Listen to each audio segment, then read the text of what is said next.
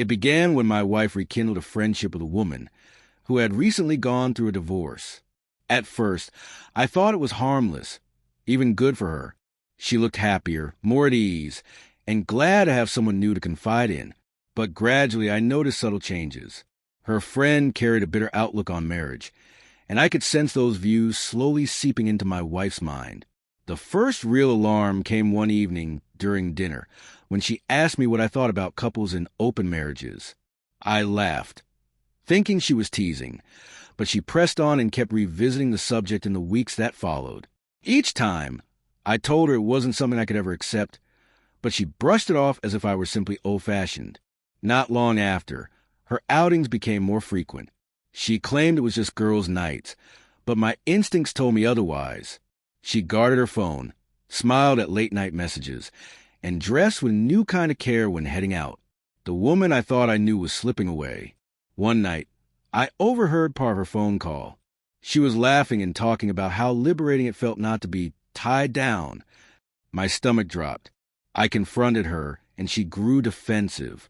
She admitted her friend had been urging her to live a little and not stay stuck in what she called a dull marriage. Hearing her describe our life that way cut deeply. I always believed we had a strong bond, but she had started to see our life as something disposable. She even admitted that her friend encouraged her to cheat if I refused an open marriage. That revelation left me stunned. It wasn't only her betrayal that crushed me. It was the fact she put her friend's influence above my feelings. Eventually, my suspicions became undeniable. I caught her sneaking back into the house late one night. Pressed for the truth, she confessed she'd been seeing someone else. She tried to downplay it, calling it an experiment. But betrayal by any name is still betrayal. A few weeks later came the final blow. She sat me down and told me she was pregnant. The timing made it almost impossible for the child to be mine. My world shattered in that instant. She cried, admitted she wasn't sure who the father was, and said she never intended for things to spiral this far. But intentions couldn't undo the reality.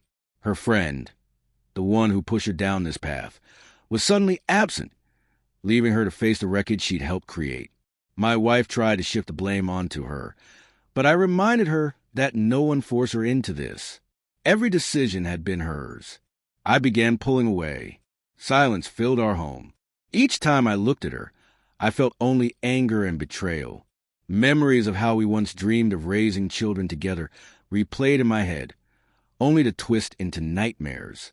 Family and friends eventually noticed, and I couldn't keep it all hidden. Some offered sympathy. Others urged me to leave. Deep down, I knew they were right, though the pregnancy complicated everything. She wanted me to stay, no matter who the father was, but I couldn't see myself raising another man's child. The thought burned like salt in an open wound. In the end, I understood the truth. Love and trust had been shattered beyond repair. I could forgive mistakes, but not deception on this scale. I told her I wanted a divorce. She wept, pleaded, even tried to blame her friend again, but my heart was already gone. I couldn't remain in a marriage where loyalty meant nothing. Now, I'm piecing my life back together. Healing is slow and painful, but each step forward reminds me that I deserve more than to live under lies and betrayal. The child is innocent, but the choices that led here belong solely to her. I will not carry the burden of her decisions.